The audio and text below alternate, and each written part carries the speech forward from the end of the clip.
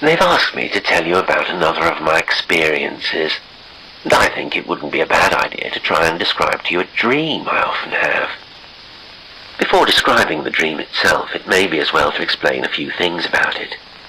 First of all, I've had it some 15 or 20 times altogether at quite irregular intervals. Sometimes it gives me a miss for 2 years, at others it will happen twice in 6 months. There's no knowing. It began to visit me when I was 8 or 9 years old, and I used to think then that it was just the same dream each time. But it wasn't, and isn't.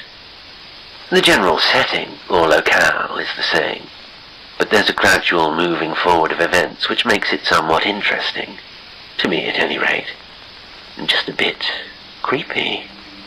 It always begins in exactly the same way. I am walking up a broad flight of stairs in a very large house. The carpet is dark blue and very thick, so thick that you sink right in. The walls are all white. Time, as a rule, is between 11 and 12 at night.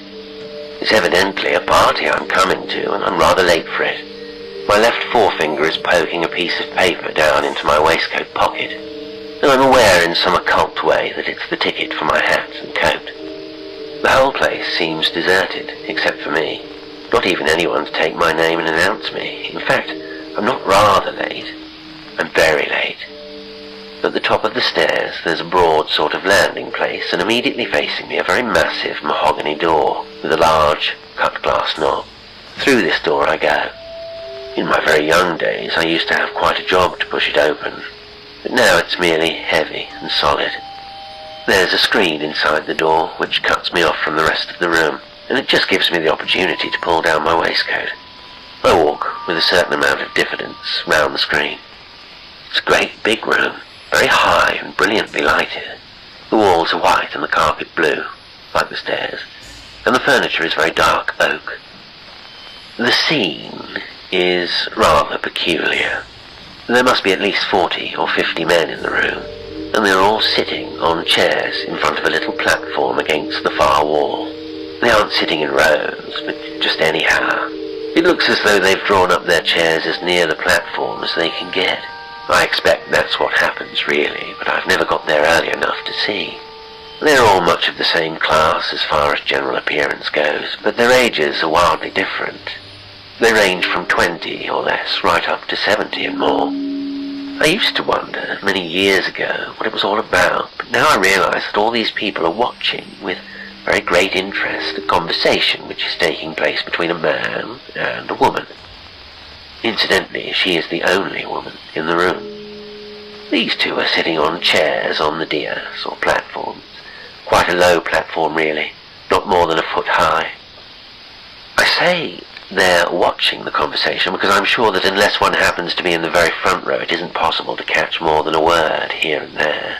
The man on the platform doesn't call for any particular remark. At least I don't know. It is rather funny about him. He is evidently just one of the audience who has been invited up, as it were, and I've usually seen him a few times before in the body of the room. But the thing is that once a man has spent the evening on the platform, he never appears again. Now we come to the lady. She is very beautiful, almost too beautiful to be respectable. In fact, if one didn't actually know. However, when I say respectable, I don't mean that she would faint clean away if anyone said damn, but one would hesitate before digging her in the ribs on short acquaintance. As far as I can tell, she's on the tall side, and very graceful. I've never seen her standing up. She looks as though she could dance well. By dance, I mean waltz, of course.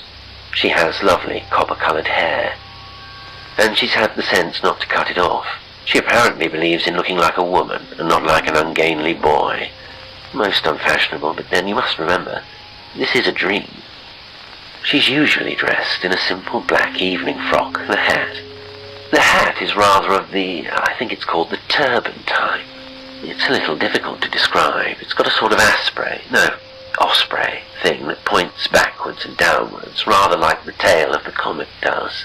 I think Miss Lily Elsie wore something like that in The Merry Widow, if she doesn't mind my dragging her in. When I say she's wearing a simple black frock, I mean one of those simple little frocks which you can pick up anywhere for 50 or 60 guineas. and it's never the same dress twice. While she's sitting down, she isn't having a perpetual struggle to make her skirt cover her knees. Not that I've any quarrel with knees, but those rows of bony accrescences which stick out at you in the tube, well, surely some of them might be left to the imagination. In fact, if things go on as they're doing now, one won't want an imagination at all. And then what? To go back to the lady's hat for a moment, I must confess that it rather beats me why she's wearing one at all, that is, because she must be in her own house.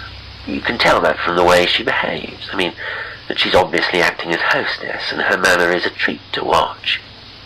She sits quietly in her chair without looking as if she'd been spilt into it, and she doesn't fidget. She hasn't any of those irritating little affectations which one often sees. She doesn't drag out a repair outfit every 2 minutes and plaster a lot of stuff on her face. Perhaps she doesn't have to. I don't believe she'd even powder her nose in public. Oh, I know that on this subject I'm only a locust crying in the wilderness, but it is refreshing to see anyone who isn't ashamed of her complexion. I've mentioned before that the conversation, or whatever it is, between the good lady and the man on the platform is so quiet that I've never been able to hear her voice. But there's no doubt in my mind that it's the kind that anyone vulgar who wished to be extra offensive would describe as a refined voice. But he wouldn't be there, so it doesn't matter. I've racked my brains trying to imagine what on earth they can be talking about for such a long time. In the early part, she seems to be asking questions and getting very deferential answers. Perhaps she's applying some sort of test. Later on, it's more as though she is giving information or instructions, and he just puts in a word here and there. At about 12:30, she usually lights a cigarette. Between you and me, I think it's a signal as much as anything to tell all the rest of us that we can smoke if we like. Some of us do. Now, it's a rather funny thing about the time. More often than not, the place where I'm standing gives me a view of a clock there is on the mantelpiece. It's one of those clocks which pretend they haven't got any works, like the women of the present day. You know them, the clocks. All you can see is a sheet of plate glass with the figures and hands on it, and the hands go round in some mysterious way. This clock goes and it's right. How do I know it's right? Let's see. How do I know it's right? Oh yes, because it always indicates the time of about 1 hour after I've gone to sleep, and that may vary quite a lot. As regards the age of the lady, well, it's a little hard to say. In my extreme youth, she was about as old as an aunt. When I grew up, she seemed more like a sister. And now I'm blowed if I know how old she is. Early 30s, probably. It's rather unusual to grow past anyone. I think I said at the beginning that there aren't quite enough chairs for everyone, and those who come late, like me, have to stand up at the back. All the same, it becomes apparent every now and then during the evening that there is a vacant chair a little way in. It's always a mystery to me how this happens, because no one would ever seem to go out. Only a blind man would. But when it does happen, one of the men at the back sort of tiptoes in and takes it. We just settle amongst ourselves who, like you do in the tube. That's all right, I'm getting out of the next station, you know. The man who has once sat down always has a chair after that, so you see there's a process going on all through the years whereby everyone gradually works forward to the front and eventually finishes up on the platform. It has often, undoubtedly, been my turn to take a vacant chair, but some instinct has always warned me not to. Even our hostess has noticed it, and she's occasionally looked at me as though to say, "Aren't you going to sit down?" But I've always half shaken my head and let someone else have it. The chair, that is. And then she has given a slight, very slight, shrug of the shoulders, and I've felt rather ungracious and left it at that. I know now why I don't sit down, and I'll tell you about that presently. It's extremely difficult to give you the facts about this dream in their proper order, because there isn't a proper order, and it differs in so many ways from ordinary dreams. There are none of the mad things in it that you ordinarily get. The one I'm telling you about is so abnormally normal. The one constantly variable factor is the man on the platform, and it's rotten bad luck that I've always been too late to see how he comes to be chosen out of all the others. He was once just sitting down, but that's the nearest I've ever got. It used to strike me what a rag it would be if only I could recognize anyone there.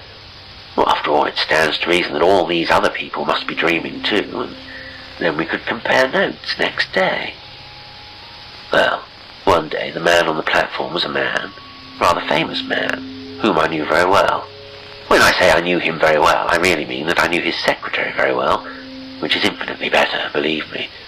So next morning I rang her up, the secretary, and said, "I say, I wish you'd fix me up an appointment with the old man sometime during the day, because I want to see him very particularly." And she said, "I'm afraid you can't, because he was found dead in bed this morning." Well, wasn't it just my luck? Fearful hard lines on him too, of course, but it absolutely dished my chance of finding out what the dream meant. However, the fates were kind. 3 or 4 years later, I again saw a man on the platform whom I knew perfectly well. His name was Ribblechick, but he couldn't help that, poor chap. He recognized me too, and we grinned at each other, and I thought, now it's all right.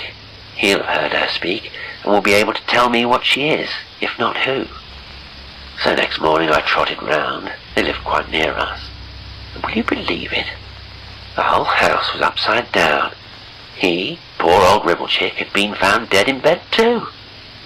Heart failure, they said it was.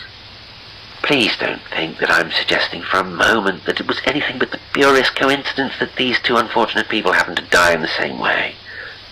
But all the same, each time I dream my dream nowadays, and the chair does fall vacant, I still let someone else have it. The good lady still shrugs her shoulders. Today's story was The Dream by A.J.Alan. It was read by Jasper Lestrange.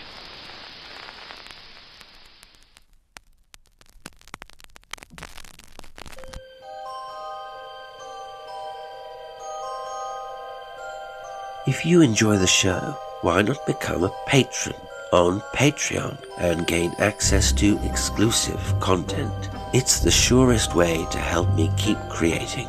You can also buy me a coffee, like, subscribe, comment, share, follow on social media, and read the description for more information about the show and how you can engage with it. Until next time, sweet dreams.